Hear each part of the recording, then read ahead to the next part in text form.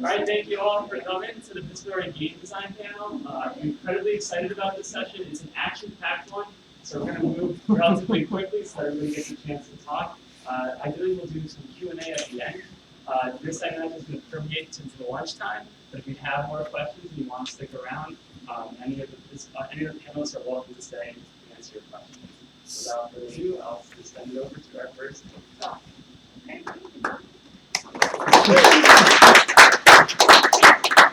Thank you. My name is Sara Vogel. I'm an assistant professor for game design. I'm at DePaul University, Chicago. I love New York. This is so nice. Okay, so this talk came out of a project we did 2 years ago about mental illness. And it's called It's Not Always About You. And lessons learned about participatory deep game design. And I think I have to explain it really quick, although it's probably something that could fill a whole book, what I mean by deep games. Yeah, so I define deep games as games that are about the human experience, what makes us tick. When we play the game, we go, oh, there's something underneath that surface layer that makes me see life differently and question profound fundamental things and maybe changes who I am and how I perceive them. And the work I've done in that regard has a lot to do with soul diving and dissecting experiences, trying to understand what is going on with us in our dreams and hopes and desires. And it's profoundly personal, and I use a lot of metaphors to make sense of all of that personal stuff and kind of tie it together and communicate it. Now, here's the thing. This is where I grew up. I grew up in Dornbirn, Austria. Very pretty, right? And I lived there for a very long time, and my parents did too. And then recently, these are my parents, they moved to South Africa, just like that. After 40 years in Austria, packed their bags, moved to South Africa. That's that. And now suddenly, my mom is catching llamas and everything is in South Africa. So nasty. And I had a phone conversation with them, and I asked my dad, who was in his 70s, so how are you doing? And this is what he said. How could you possibly understand? I'm doing like an old man who just moved from Austria to South Africa. You have no idea how I feel. And at first it was really solid. Like, Dad, of course I understand. I am your daughter. And then it dawned on me how extremely arrogant that is, because I really actually have no clue how he's actually doing, which is also the reason why I asked. And it brought that bigger question: how can we make deep games, games about the human experience, about stuff that goes beyond our very, very limited horizons? And the answer to that, for me at the time, was, hey, there's this thing, it's called participatory design. We should actually talk to other people with experiences and involve them in a design process. And that raises another question, namely, why is this necessary? Authors write about experiences they didn't have firsthand, and nobody raises an eyebrow. People make films about things they have not lived through firsthand, and it's totally fine. Why do we have a different set of standards for games? What's up with that? And so I talked to some of my colleagues, and I chose the safe route and said, well, let's talk about nonfiction games. Let's say at least games that have a certain they want to be nonfiction, they want to be authentic in a certain way, they should really have a participatory design approach. Oh my God. The question with deep games was, who are really the stakeholders? Because participatory design, coming out of interaction design and whatnot, looks at the end user, at the player, or the person consuming the project at some point, and involves them in the design process. In learning games, for example, you have learners involved in the design process, and that makes a lot of sense because they are the most important stakeholders. For them, if the math goes wrong in a math learning game, that's a big issue because they don't learn. But if you misrepresent the math isn't going to be upset, right? The math doesn't care. The math remains intact. However, if you misrepresent a person's experiences, that person can be really upset or this representation in these types of games shows who the real stakeholders are. If I make a game about mental illness and the player who doesn't have a mental illness doesn't get it, well, that's unfortunate, but they go about their day and nothing, like not much is lost for them. But for the people with the mental illness, this is, why did you do that? So we made this interactive documentary called For the Records, and it included 4 different games. And also video and animation and whatnot. And the point of this was there's a lot of stigma around mental health and not enough discourse and conversation to actually help destigmatize and prevent. This thing requires a special touch, which I don't seem to have. Come on. All right. Yes, is that that? The topic areas were eating disorder, obsessive compulsive disorder, attention deficit disorder, and bipolar disorder. And for all 4 of these, we had subject matter experts who were part of the games of the game design process. Now, what is interesting is we made 4 really short games. We had 4 subject matter experts, people with lived experience, and they were involved in completely different ways. And so that allows an interesting comparison of how the projects evolved, how we designed, how we approached all that, how we tested, and also the final impact or resonance these projects had for our playtesters. So fluctuation and perfection, the bipolar one and the eating disorder one, they had external, or what I call external participants. So the subject matter experts were involved at specific times in the development process. They were not game developers. We interviewed them, we ran every draft by them. They were heavily included in all the discussions, but they were not really part of the team that was there all the time when the game was being made, attended all the playtesting sessions, and just were as involved as somebody who was a real core team member. Into Darkness, the game about OCD, had a development team member with the affliction, but he was a programmer. He wasn't part of the design. He wasn't a designer by training, so he was a programmer. He was part of the team. And it's for the best. Now we can discuss where that actually counts as participatory design. The person with ADD was also the lead designer.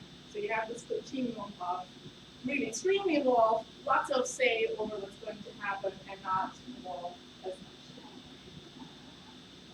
much.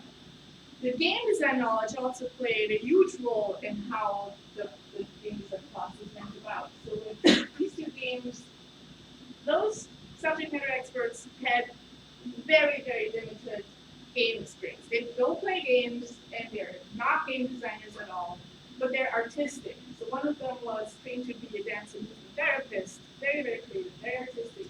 The other one was a sociologist who is also a documentary filmmaker. So both very well versed with metaphors, human experience, very easy to get at the same place. Into Darkness, yeah, strong game knowledge, but not a designer, programmer, and I said, yeah, obviously designer. Yeah, kind of good game knowledge.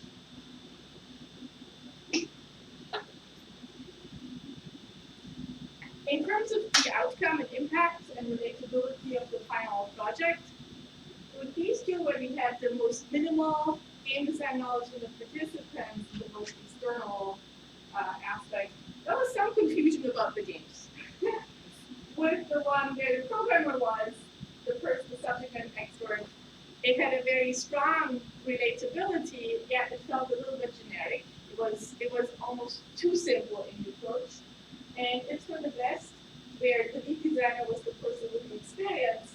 It had the strongest resonance, and it was also the most personal with the strongest voice. And it could be pure coincidence, just talking about our experiences with this one project.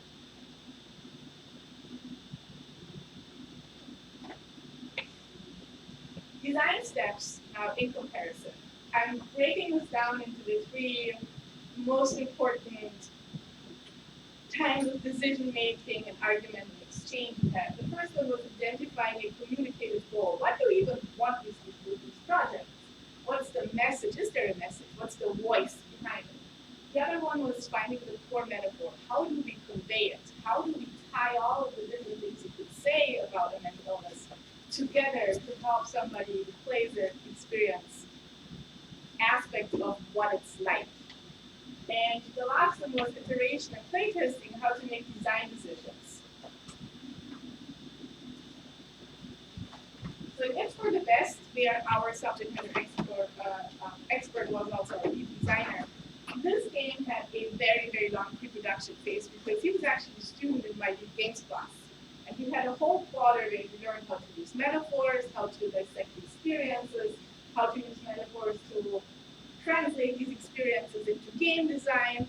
And he spent his final project prototyping the game that finally became the For the Records game. So lots of pre-production, strongest voice and strongest guitar. Into Darkness, programmer, subject matter expert. They also prototyped, the team prototyped over a summer, but they went about it with a very, very strong games mindset. Like, is this an interesting game to play? And they didn't really spend a lot of time thinking about the experience first or the message first. They didn't have a strong communicated agenda. And so it took a perspective shift from away from how do we make a cool game around OCD to how do we figure out what we actually want to say and then translate it into design. Yep. With the other two, with external subject matter experts, we did metaphor archaeology. So there also wasn't really a lot of personal message at the beginning. We were all just learning what was going on, how to learn these very complex experiences. And then for fluctuation, the bipolar one, the metaphor archaeology was going through the interview transcripts and mining for phrases that were significant and that could be translated into something. So what came up here was the intoxication of operating at great heights as an aspect of mania, or the jagged descent into depression, the feelings of being submerged in depression and being propelled forward, so movement metaphor. And this translated pretty directly into the game space and the mechanics of the game. For perfection, we couldn't find that. It was such an abstract way of speaking about the experience that it was just impossible for us to find these core metaphors that could become a coherent whole. So I acted as a designer and translator and proposed a metaphor that made sense to me. But that's the beginner's mistake, I think. I picked what was new to me, not what was new to somebody with the actual experience, and formed the game around that. And so you actually have to already understand a lot about eating disorder to make sense of that game. If you didn't, it was really hard to understand these aspects. And when we playtested and iterated, we ran into this huge issue of authenticity versus game comprehension. Our main goal was to destigmatize and help create empathy and have a dialogue. How do you do that if people don't get it?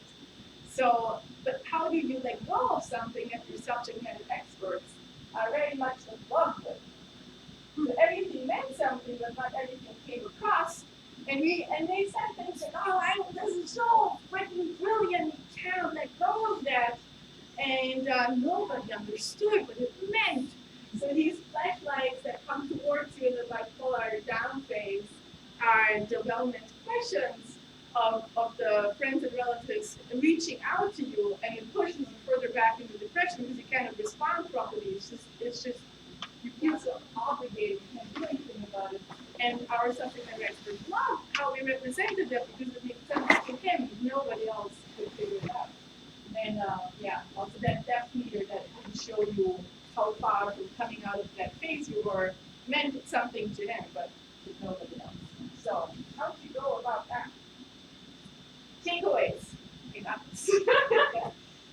The ultimate value of pre-production. I think figuring out, giving you time to help your subject matter experts or those participants find a voice in the message cannot be overestimated. It was super important, and also doing it outside of the game's context, especially if we're working with people who have limited experience with games. maybe they draw, maybe they write, maybe they dance. And our dancer choreographed the dance and then found her voice. We should have done that first. Agreeing on a vision before you move to design. Also very good, so it doesn't just become too gamey, but it actually adheres to that goal that you want to get a message across. And the third takeaway, divide responsibilities. It is the subject matter experts or participants' responsibility to ensure that everything they say is represented authentically, but it is your responsibility as a designer to make sure that you leverage the capabilities of the medium so the message actually gets across. That is that. How did you do? Fine. Okay, thank you.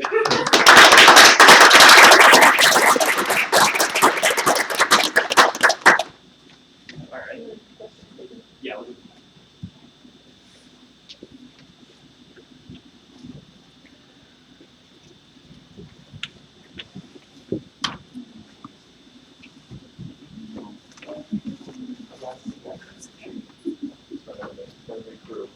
Yeah. Two of you go over there. All right, there we go. Hi, my name is Nathan Thompson. I'm from the University of New Brunswick. I don't know how many people know where New Brunswick, Canada is. Two. That's actually more than, okay, a few. Usually I just say by Nova Scotia, because everybody here seems to know where Nova Scotia is, so we're the province right beside Nova Scotia. And one of the things actually that's been really nice just being here today is living in New Brunswick and even the university we live in. Having something like an inclusivity statement to start off the conference was almost emotional for me. I'm so used to sort of fighting all the time where I am to just sort of get inclusivity, or even having pronouns on your card. So it was actually nice for all of us to come in here and be like, oh wow, we are in a different place right now. We're not at home anymore. We're not having to fight as much. So thank you for being so inclusive and wonderful. And so I'm Nathan. This is Chad over here. Chad was the game developer that worked with me on my project, which I'll go through and tell you about here in a second. And then I also have with me today, which is really great, 3 of my youth participants. They were part of this project. They were able to come down to New York with us. I have Natalie, Sam, and Nadine, and there was Katie and Danny and Jerry. They weren't able to come with us, but it's nice to have at least a big part of the crew here today. And oh, I just go to the next PDF slide. Oh, I see. Right, it's their cursor. Okay. So today, too, this project essentially was a form of participatory action research, which some of you may be really familiar with. But when I was looking it up, there wasn't a lot already done on video games in terms of participatory action research. There was other kinds of media forms that had been used before. And one of the reasons that I wanted to sort of do this is that, well, first of all, we're all here at this conference, different games. We kind of all know that there's maybe some, okay, there definitely is issues of representation in game making and also in games themselves. But one thing that really inspired me in terms of my work was Adrienne Shaw's book. Now, Adrienne is here, but she's not in this room, on her book, Gaming at the Edge. And in the book, she talks about representation and how our focus has been, for quite a while now, really just on representation.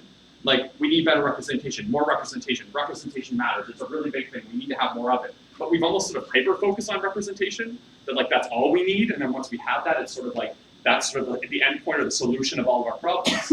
So what inspired me more to think about is what about that? What are the things going on behind the scenes? So sure, we might have more representation in a game. Is it, first of all, good representation? Is it not? But also, what about the people that are actually making the games, which actually follows quite nicely after the last presentation, is about who is actually in the game making process. So I was really inspired by that, and I thought, okay, for my PhD project, I'm going to actually engage LGBTQIA+ youth in our area in a making of a game that addresses a problem that they encounter in their daily lives. So of course, very open-ended. We just entered with that, and we want to see what came out of it. And then I'm going to tell you all about what came out of it. I combined essentially a form, again, for those of you that are familiar with story video, where they use a lot of sort of documentary style. It's good with high school students, and photo voice methods used a lot in health services. I kind of combine those to try to come up with some sort of a method. But the biggest modification, in our case in particular, and probably for anybody else wanting to do this, I'm not a game designer. I have no experience in game design. So Chad over here, who actually is not a member of the LGBTQIA+ population, was a necessary component because he's the one that brought us the game design skills. He's the one that allowed us in the end to actually put the game together that I don't think we would have been able to do had it not been for him. Whereas the other methods don't rely quite as heavily on having that outsider sort of involved in trying to put something together. So I'll turn it over to Chad so he can talk to you a bit about his role. Okay, hi everyone. So I was brought on board on this project to help with the game side of things. I've been making games for a few years now, and my first big release was about the Acadian culture. I don't know how many familiar with that. We are Métis descendants of the French colonists and black people of Atlantic Canada. You know, modern day Acadian stuff, there's a lot of conflicting ideologies, and I sort of know what it means to be Acadian, so I kind of made a game about that. So when I met Nathan last summer, we talked about our work, so he kind of knew what I was doing, I knew what he was doing. And later when he asked me to be a part of this research project, I accepted right away because this type of entity game was really up my alley. So while I had made games about marginalized groups in the past, this is my first experience working on a game about the LGBTQIA plus community. While I knew some of the issues beforehand, working on this game definitely opened my eyes on a lot of things, namely non-binary identities and microaggressions. So when we started the process, we started pre-production kind of just discussing and thinking, and the group chose the core themes they wanted to explore in the game. Then we kind of worked on building the narrative and the mechanics to emphasize those elements. And while the group was in charge of the content, I still kind of contributed because, to say what was out of scope or not, or just what would work better in a game. So once the group had finished the assets, like the character design, the maps, the script, which was the audio, then I kind of buckled down for a couple of weeks just to actually build the game. So we were limited by time because it was only over a few months, and we were also limited by RPG Maker, the tool we chose to use the game. So that sort of shaped the project as well. I'm really proud of the game we finished with. Like, I think that based on what we've heard from the feedback and our thoughts, I think we succeeded in our goals. And now I'm going to pass it over to Sam, who's going to talk about the game. So hi everyone, I'm Sam. So the premise of our game is to inspire empathy in others through a simulation of the lives of two different individuals and their endeavors throughout the day. We constructed two main characters, Jake, a fully passing straight transgendered guy, whose trans identity is not revealed until the end of the game, and Jamie, a non-binary identified bisexual individual who struggles greatly due to constant misgendering.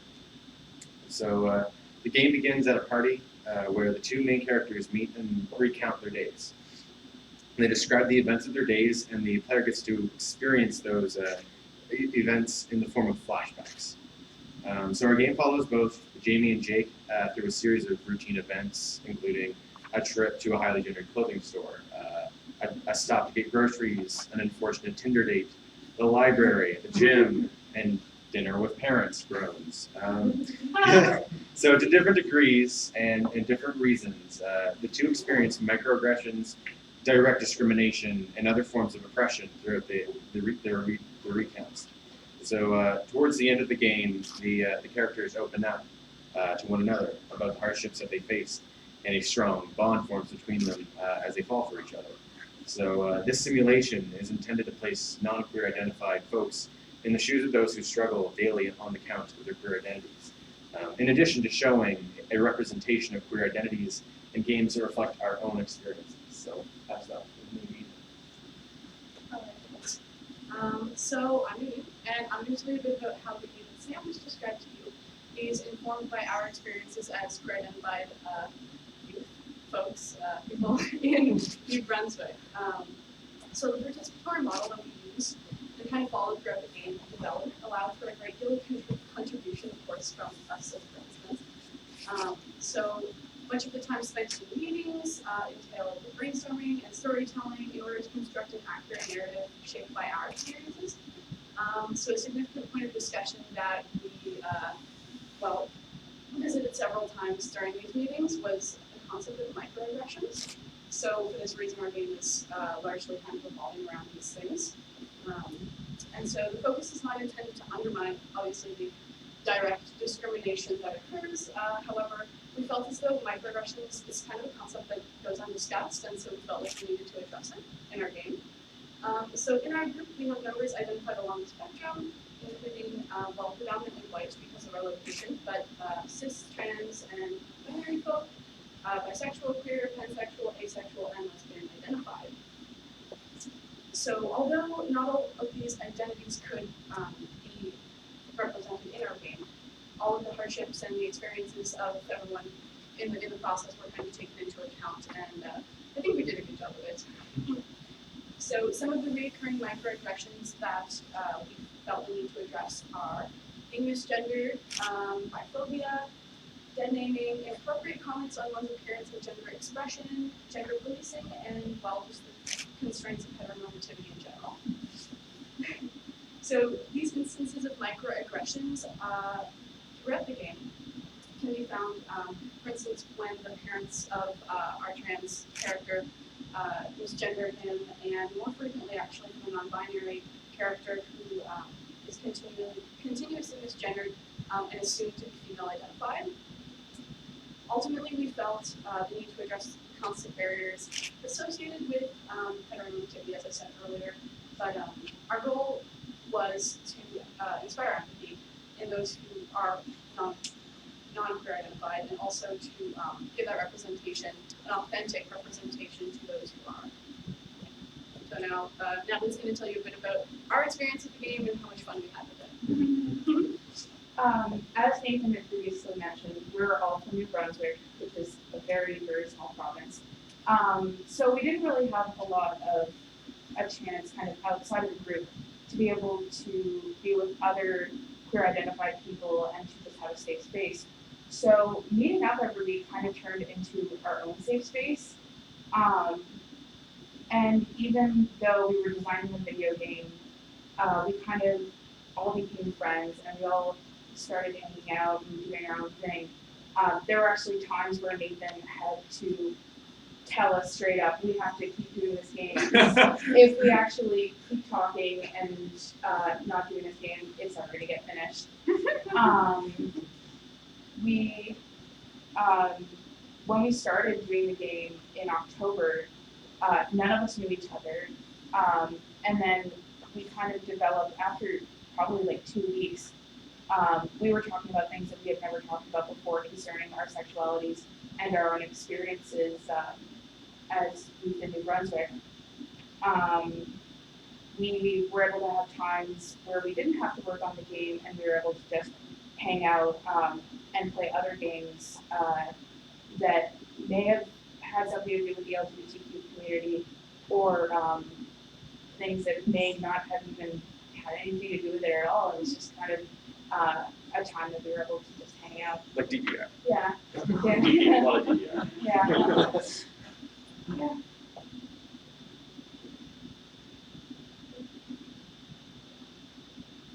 So, takeaways. So, first of all, for me, so sort of the person doing the research, and for those of you interested in doing maybe participatory video game production as a part of research.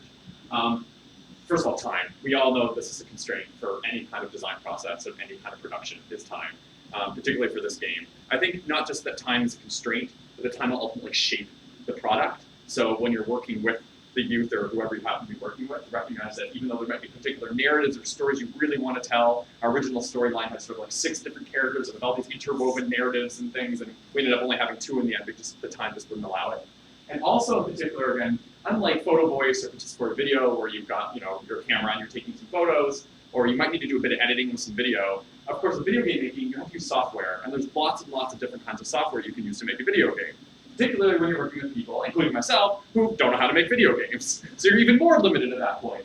So we ended up going, as Chad said, with RPG Maker. Now, RPG Maker can be a great tool for telling a story, but it also has its drawbacks. First of all, it shapes, again, how the game will look, how the characters will interact, how the dialogue will function, and also one of the limitations we found pretty early on were racial limitations, just making our characters. The someone mentioned it, or he mentioned it in the talk this morning, but there's like 10 different shades of sort of whiteness, and then there's like purple, yellow, and like black. But there's not a lot of variation. So if you're trying to think, okay, how can we make this diversified game? Well, using RPG Maker is going to limit that diversity unless you're going to be pulling from multiple sources. The other thing, of course, we did have people play our game. So we had a group of people, a group of students at UMB play our game, not LGBTQIA plus identified, and we got survey responses and we did interviews. We did sort of focus groups. We sat and talked with them. And for the most part, all of them were really, really into the game. They thought it was great. They learned something. Most of them talked about feeling some sort of empathy. And in fact, the one thing, real takeaway, in fact, the whole university now it seems to be coming to me about is they're like, what are these non-binary identities? What do you mean non-binary? How does that work? I'm like, this is great. It's starting a conversation on campus that maybe wouldn't have started before. So that was really cool.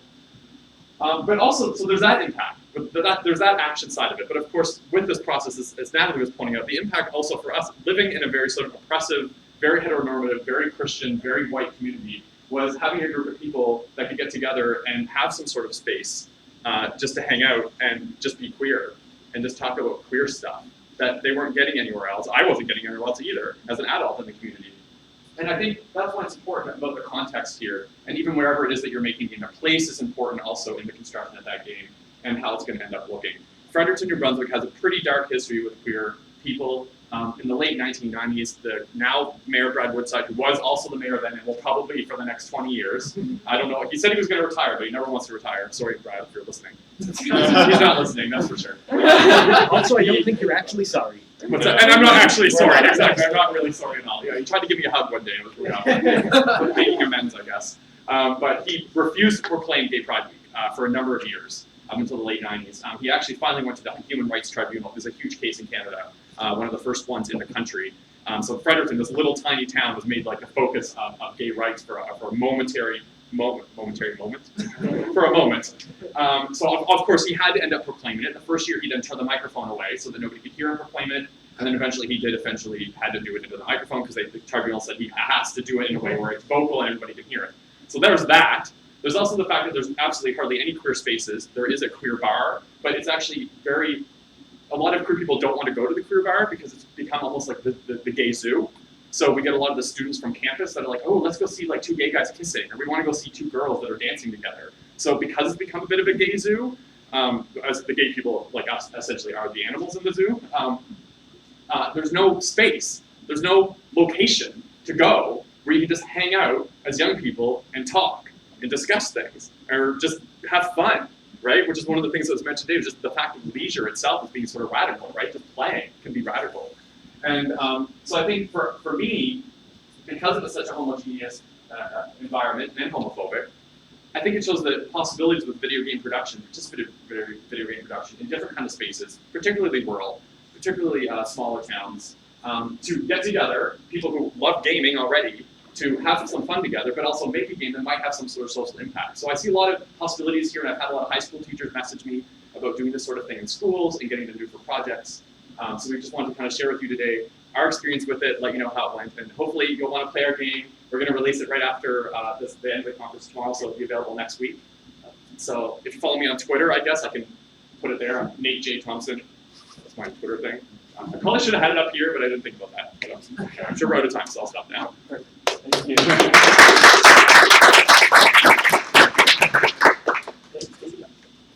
Save your questions for the end. We certainly will have time for questions. Lunch starts at 12:45, but some of us will stick around to certainly for questions. I don't need to say.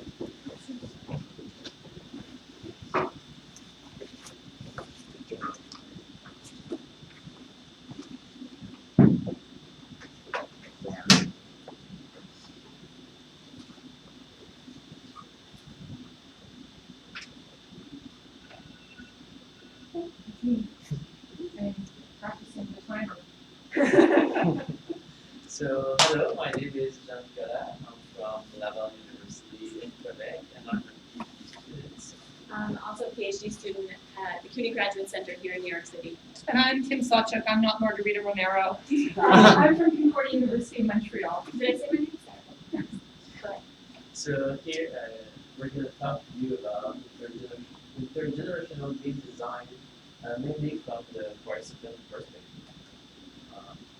So what we mean by intergenerational game design, we're talking about a bunch of people that comes with different background, and also that comes from different age groups. We have them work together in order to make a game in a participatory design mode. And by that we mean that what matters is the process of designing the game together. What matters is not the end result, the game itself. So how do people collaborate together in order to make the game, what they learn out of that. So this is part of a project that's being like what Jen and oh my gosh, Susanna were talking about yesterday. Thank you. A Canadian government-sponsored project called Aging Communication Technology, or ACT. And what we're doing is it's an international group of people who are interested in thinking about the ways that when we talk about new media, we often don't talk about old age. And we're really trying to address the kind of ways we understand age and aging and ageism within this context of what we think about in terms of media production. So that what's being thought of as implementable are in fact sometimes not just brought into collaboration, but sometimes into collision with each other. So that's what we do. And we have a silver gaming working group that's bubbled forth. So last summer in Quebec City, we had a summer show on participatory game design. So participants came from everywhere in the world. Well, almost everywhere. Mostly North America. We had South America. We had Europe, and even Africa. So all these people that comes with different backgrounds were kind of the perfect playground to make them participate in our little experiment. Okay, so this experiment that we were all going to be participants in started off by organizing us on an age pyramid.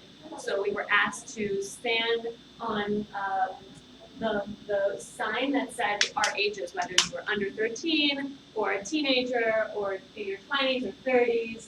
And it was sort of a very playful experience to do that and to start thinking about our age groups as the lens through which to view game design. And I know that it was sort of a risk-free activity, but it was still uncomfortable at times to say, oh, I guess I'm over here and you're over there. What does that mean? Yes, I don't even see 50 to 55 up there. That's where I would be.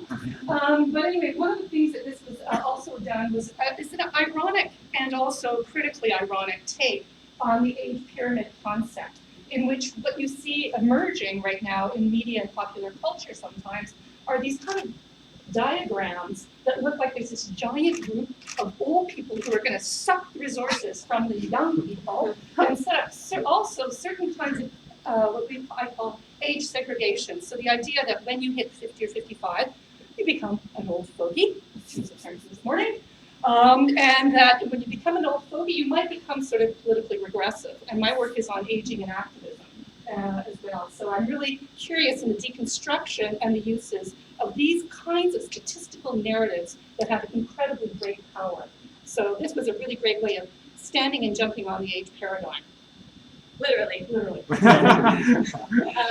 So once we were on our different age blocks of the age pyramid, we were organized into smaller groups, and then we were given a task. Yeah, exactly. So people had to use Scratch in order to produce a game or an animation. That game or animation had to be about an historical event. The idea was to have people from different age groups work together in order to create this game. Do I have something on that? I don't know, probably. One of the things that is, I think, key and resonates with what was talked about in the keynote this morning and also here today in two of the presentations is this question of time. And of course, history is related to time, but so is aging. It means living in time. So now I'm going to talk a little bit about what it was like to participate in this activity. So I was in a group with Kim. We were with one other woman. I don't remember her age, actually. Andrea, she was I would say she was on the 30 to 35. There you go. Right. So we were an all-female group. And so the first thing that we did was really try to think about our common interests across the age groups and what are the things that we could relate on. So we went for a game that would be something affecting women identified or identifying people. So because our life experiences were so different at the same time as we found that thread, we decided to, the game came out to be very creative and we decided to go with a historical event that I had never heard of, that Kim talked to me about and to Andrea about. And it was about the women who had their Women's Day off in Iceland in 1975, where they said that they were going to take the day off from work, from doing housework, from doing chores, in order to fight for equal rights and equal pay. Yeah, it's a strike. Even the president at that point was female in Iceland, went on strike. And they all marched and demonstrated. And to me, I was 25 years old at the time that that occurred, so it was a really deeply significant event. And I loved the idea of thinking about how do you create a virtual strike. Right. So that was We should also say we were all feminists. right. And it was a feminist issue. That's true.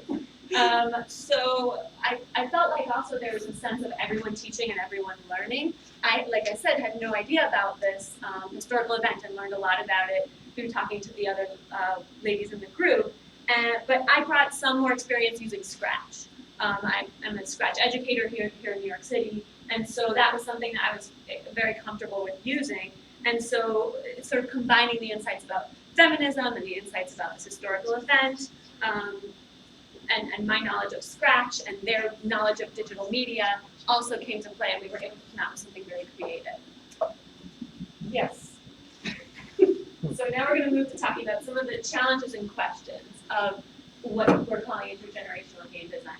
So there were a lot of challenges to negotiate because I became aware of my age all of a sudden, which is not a sort of salient identity that always comes to mind in spaces for me. When your knees don't hurt and you don't have arthritis in your thumbs, you don't always think about such things. Exactly. So there's also that myth, and we've been talking about this in the conference all week, there's the myth and the stereotype of this sort of digital native, digital immigrant, which can be busted in a lot of different ways, and I think all of us are kind of examples of that. And conversely, on my side, whatever that is, there's the idea that, oh, all the young people, they know how to do this. I also am not a game person, although I realized I play cards every night, so I think I have a certain cred. But on the other hand, I'm not a digital game developer either, so there are also presuppositions from people that I work with that games are only first-person shooter games, that there's a whole sort of mythology that needed to be busted about the games universe that, thanks to Sarah, got a little bit busted. Right, and I think also there's that sense of older people as being flush with wisdom and knowledge, which is true, but I think also there's insights about wisdom and knowledge that can come from people of other ages. So we were trying to, I think, bust a lot of that mythology. But then as I was going through, as sort of a game design educator, somebody who's used Scratch a lot with young people, my immediate thought was like, to what extent am I teaching this platform to the other participants in my group who are very digitally savvy women, but not perhaps as versed in Scratch? Yeah, so one of the points we want to make is when we say, people use terms like digital immigrant, which I actually really despise, and digital native, another problematic term, from a sort of a perspective of where we want to critique these things from a post-colonial perspective. I was a founder of a group called Studio XX over 20 years ago in Montreal, so I have a lot of knowledge of digital stuff from certain kinds of epochs. So I didn't know specifically game platforms and design. So this is a really key question because we create these traps of representational coherence, to quote Teresa de Loretis, around certain kinds of concepts, like the digital, forgetting that in fact they have histories as well, and that as we age, we bring forth certain kinds of competencies and knowledges. Right. But we don't have them all. Right. And does that mean that we're just digital losers? No.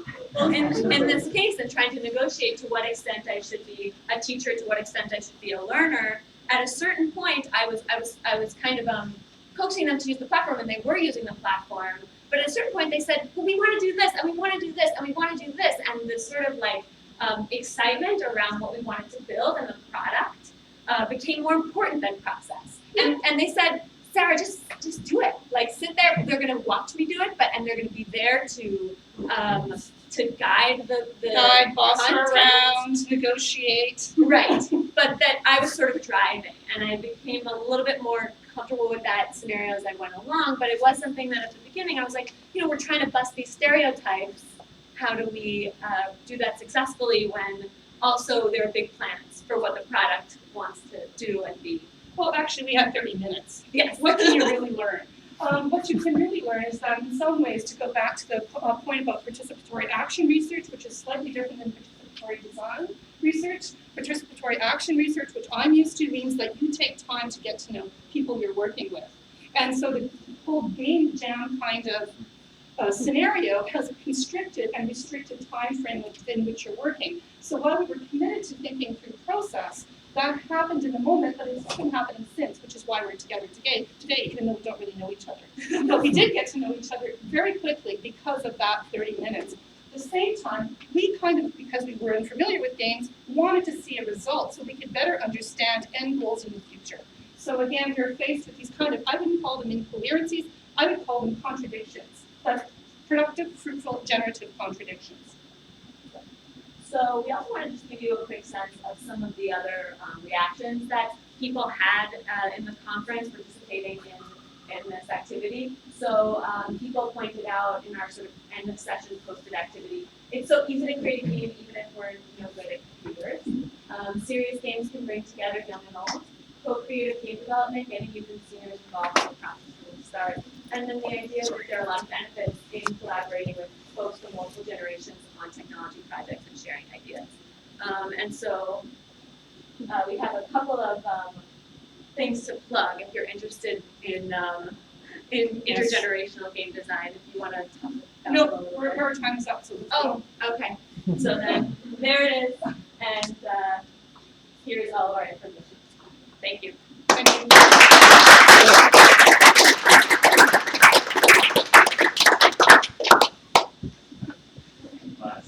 Please.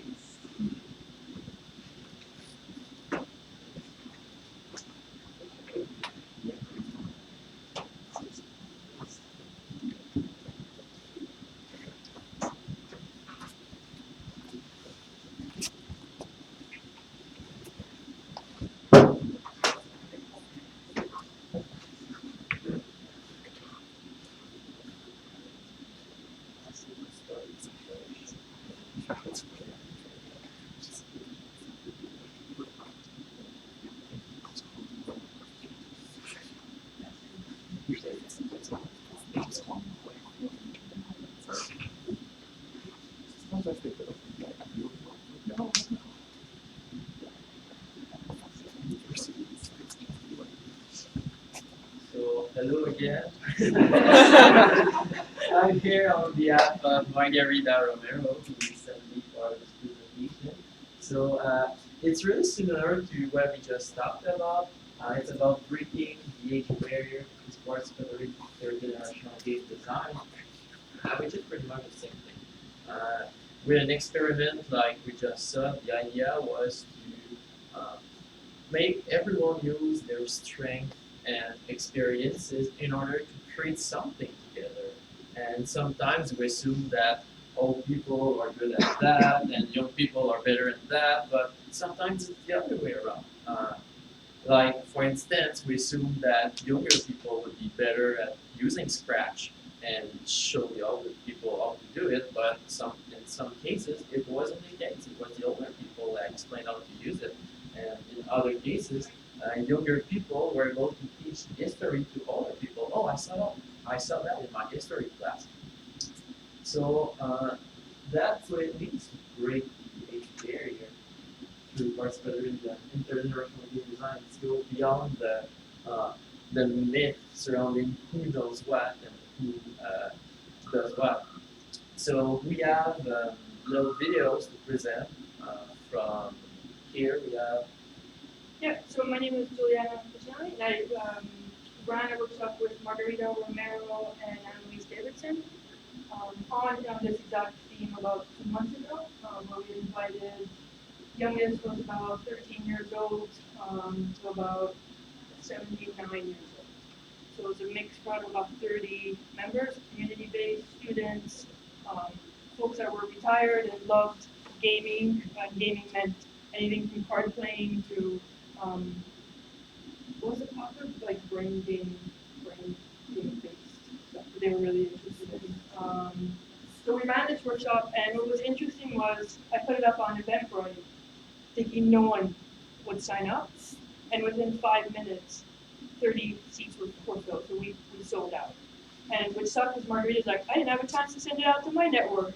So we opened up 15 more seats, and that got sold out again in about 15 minutes. Needless to say, it was a super successful event, and the way we ran it was we had a morning brainstorming session, people got to know each other, we had lunch, refreshments, sort of, so it was a full day event. Some people knew each other, others didn't, and we gave a brief introduction to Scratch, the software, and then they sort of ran and created digital prototypes on Scratch of games based on, the theme for the day was Montreal, for the city. So we had about 6 different groups. One group did amusement parks, then and now. So it was Belmont Park, which doesn't exist anymore, and La Rome's, which is now owned by Six Flags. So they had to create some game based on that through an intergenerational dialogue. So I'll show the video quickly, and then I'll go into Bob's interview.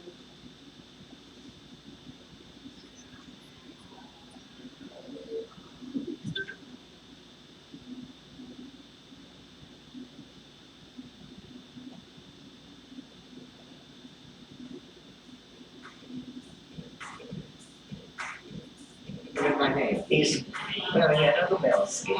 I am very interested in educational purposes. Yeah, I'm an ex-tech student, Renata here, because I wanted to know what this Scratch thing was all about. My name's Jenny. Yes, I'm a master's student in education and technology. This workshop is very interesting because I want to produce interactive games. My name is Nathan. My name is David. I have kids and they use the Scratch Junior program. So because I like Scratch Junior, I want to know what Scratch Senior is. I'm interested in learning a new skill.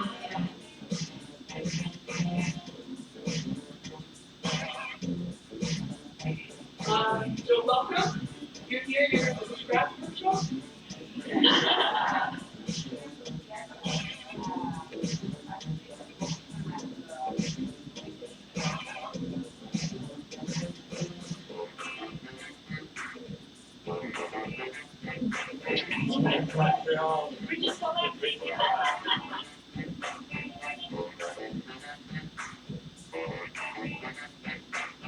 So we get you the plot. Amazing. Intergenerational. Game dynamics.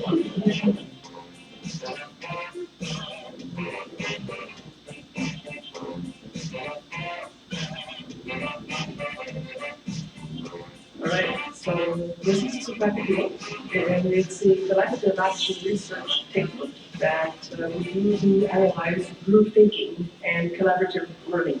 During this workshop, we would like people to learn about certain elements about game design.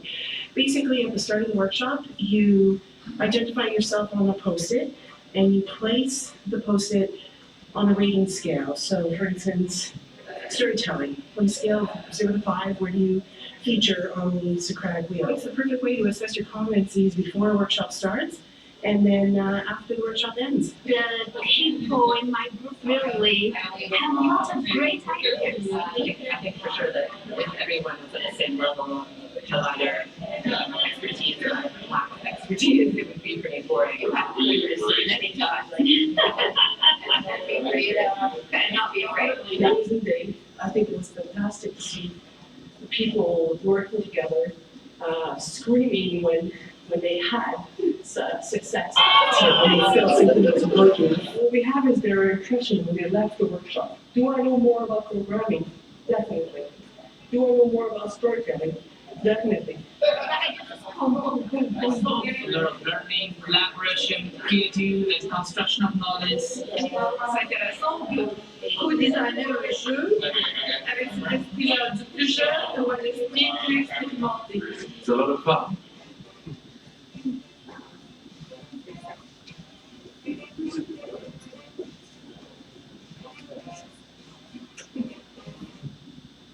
That was our workshop. What we don't have up there are the actual games, because it all happened so fast and they were literally screaming all the time. So now what we're going to show is a presentation by Bob, who couldn't be here. However, it's a 26-minute presentation, but I'm only going to show the first 5 minutes of it. If we have time to Hey, different games. I'm Bob De Schutter, and I'm a professor at Navy University at the College of Education and Health and Society, the Armstrong Institute for Interactive Media Studies, and the Scripps Gerontology Center. Now, I also happen to be the president of the Gerontology Society, which is an organization for academics and industry professionals who study, design, and develop games for 50-plus-year-olds. So if that sounds like something that you would like to be a part of, then please find us online and join us. All right. Now, the purpose of this video is for me to talk a little bit about my work on games and aging, more specifically on game design for 50-plus-year-old older adults. I've been doing that kind of work for more than 12 years now, but recently I teamed up with... Oh. Yeah.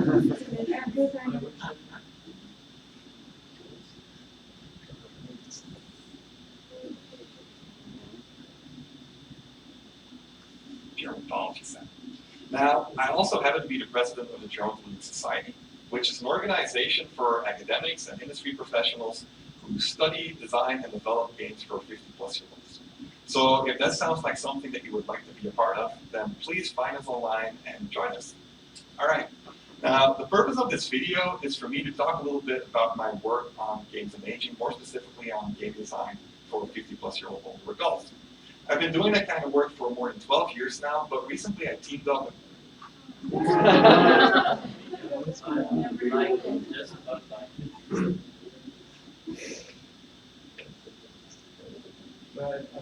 Yeah, that's good. Yeah.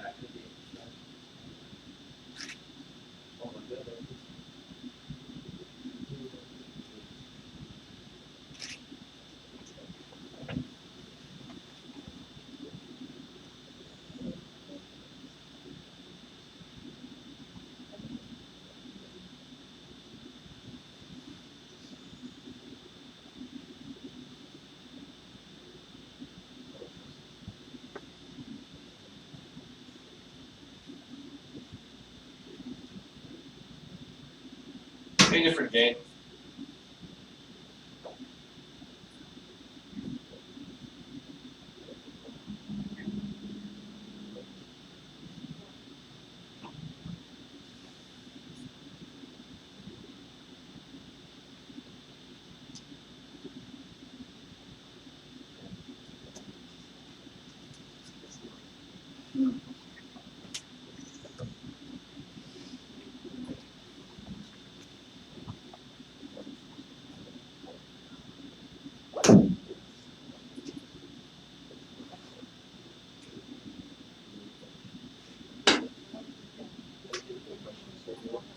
Sure. I mean, yeah. Do you know if you want that live online?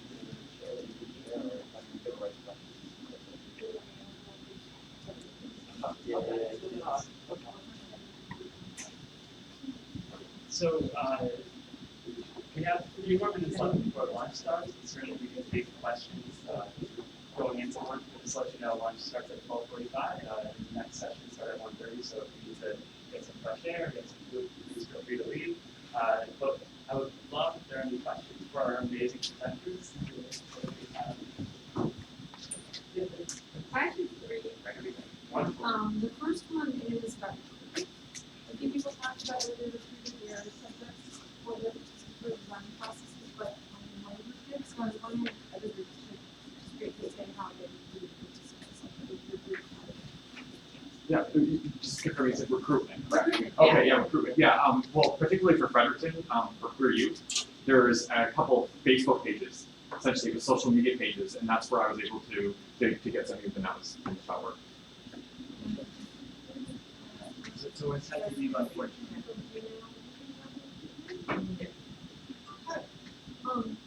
Another question I had was an intergenerational group of all women that were all feminists.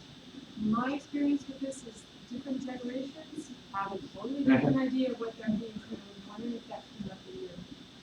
Yeah, I mean, again, the compressed time frame for half an hour could do, but that's certainly one of the trajectories that was embedded in what we were talking about as we were trying to make decisions about what was to be done and how to represent different characters in a game, for example. And again, I think that's why even the experience is kind of like a portal to other conversations that I think have ensued since, right? Sarah?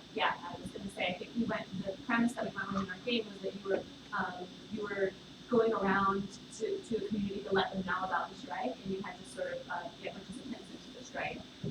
And so we sort of went with the 1975 lens, and so I think that's where I was also coming into the and Iceland, sort of lens. So if we had continued the conversation, we might have gone other places. And I'm so not Icelandic. So it's not like I know a lot about Icelandic feminism at that time, but I think the other thing is that we sometimes, there's different, this is where generationality also intersects with intersectionality, which I think we have is a whole other conversation. Again, I think to go back to the recruitment issue, like we worked in Montreal for my team and my project with a lot of different so-called cultural communities the third time, which means the racialized communities quite often, or they speak other languages, or the refugees, etc. So we really are also working very much across the borders of academia constantly. So honestly, recruitment is at this point rarely, for us in our experience, an issue.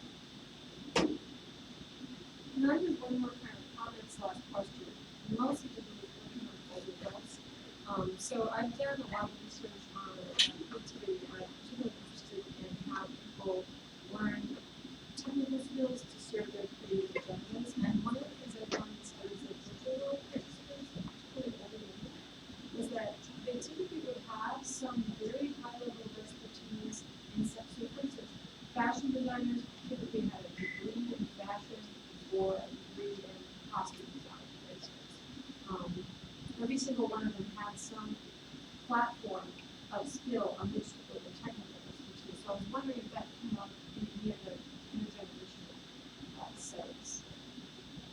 Certainly it does. Oh, listen, what I found in my research on virtual worlds and creativity is that older people and women in particular tend to scaffold their technical learning on top of some pre-existing skill, like fashion. Like they have a degree in fashion design, and then they learn 3D modeling so that they can get mesh coding and set time, to give you an example.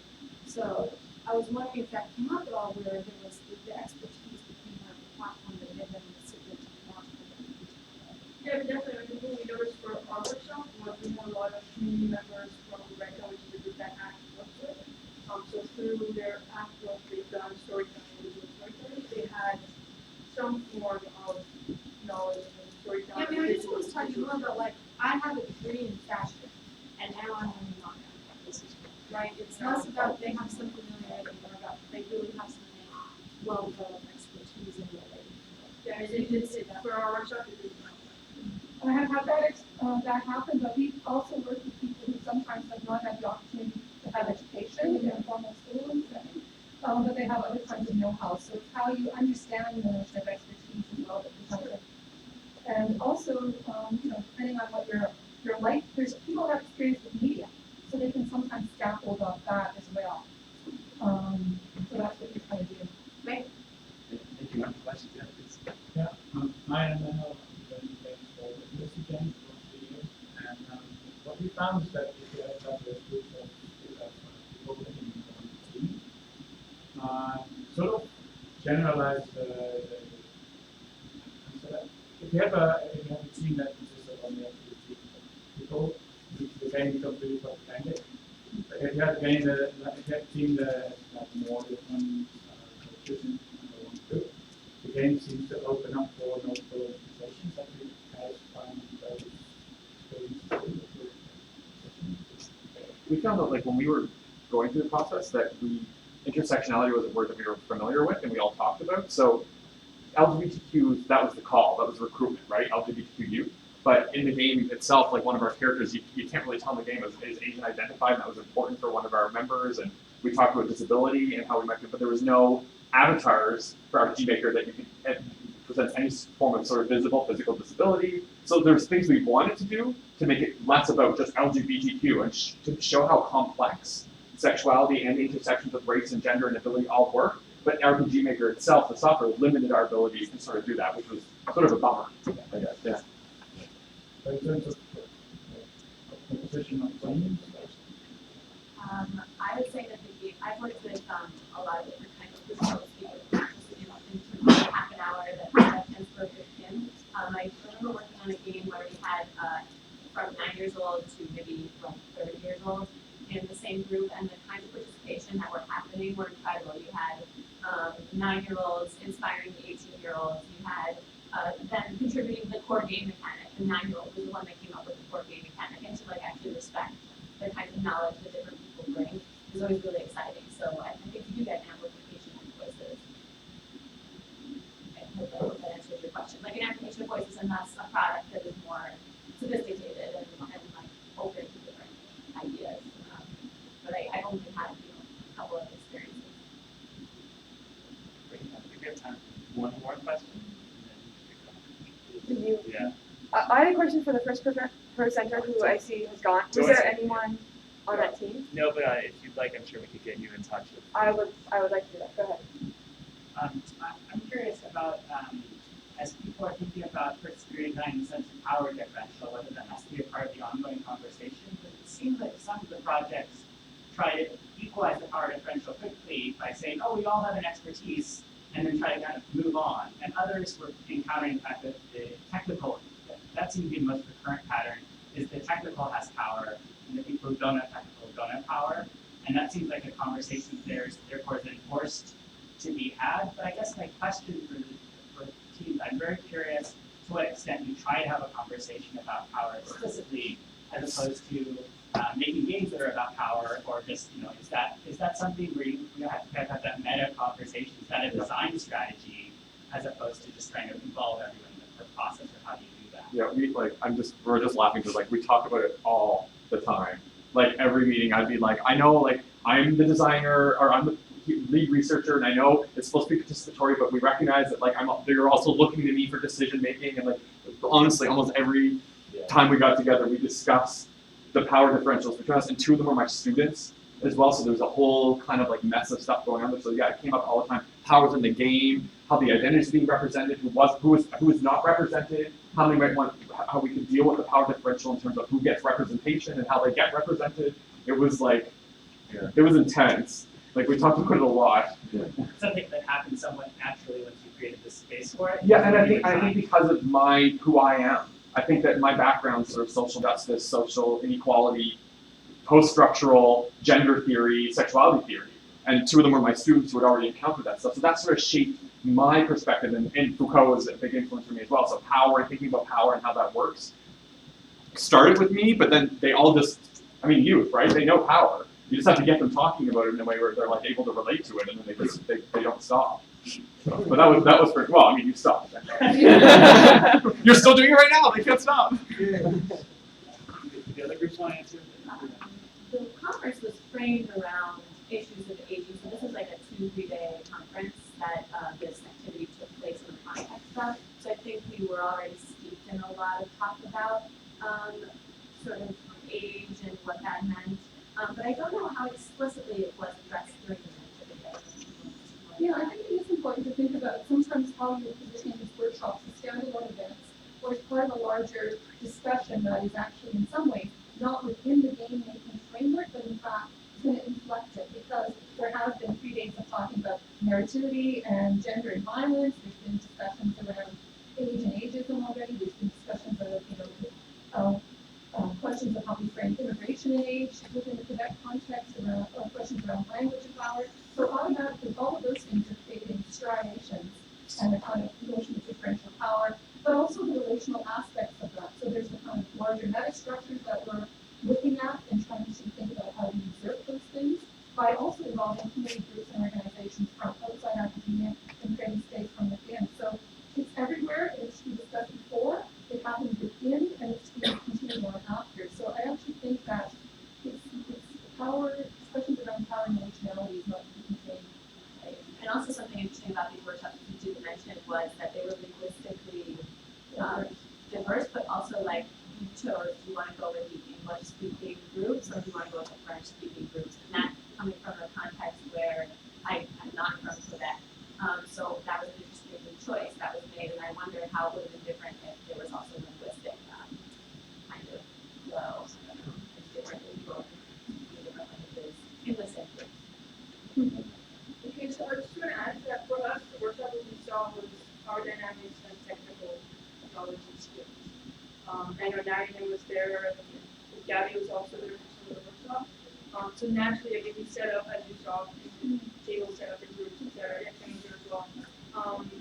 And so naturally, it was the youngest person at the table who had the laptop who immediately logged into Scratch and started to set it up. But it was great because we had some participants who were older seniors, and they're like, we want to be part of that process. Teach us how to use Scratch. We want to co-design it with you and not we're going to be sitting on the other side of the screen and giving knowledge instead of co-designing.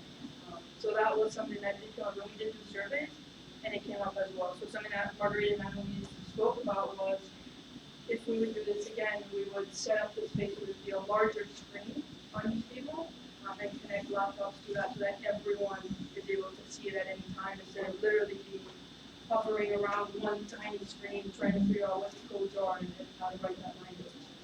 So that's something we will do next time, is just make the space a lot more accessible for everyone else and be more transparent about the actual coding process. Can I just throw one really quick thing in? Paper and pencil plates. Oh, we did that, yeah, we did that. Yeah, we did that as well. Magic. Yeah, That's all. actually, we did. We had run workshops back to back 2 weekends, and the first thing is that everyone jumped to the laptop and we're like, there's this great instrument called a pencil and paper. We're like, oh yeah, and we actually had like dice and other materials, so we did involve that process as well, which we often overlook. Exactly. Wonderful. So we need to clear out the room so we get set up for the next session. So thank you. I'm so excited about the session. I was going to attend it if I wasn't moderating. Thank you to the groups for sharing. Thank you for the wonderful questions. Any thoughts on our ACT Twitter account, which is @ACT_Concordia. So it'll be up on it, but I'll also hashtag Hashtag free games, and then we'll retweet it. Yes. Wonderful. Can we also get all the presenters just real quick in the front, just take a quick photo for all the awesomeness that went on in here in this room, and then we'll let you go. Oh, you have to say that.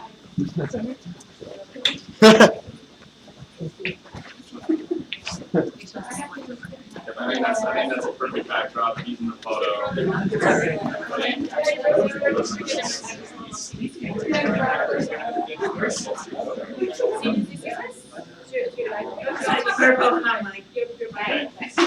Tim, spread out, take some lines, everybody. Yeah, I'll meet you there. Yeah. I'll give you a hard discussion. Okay, I'm gonna take your phone. Yeah. Thank you. This one's set up. It's got all the sweetness. Okay. Let's do this one. All right. I like it. Perfect. 1,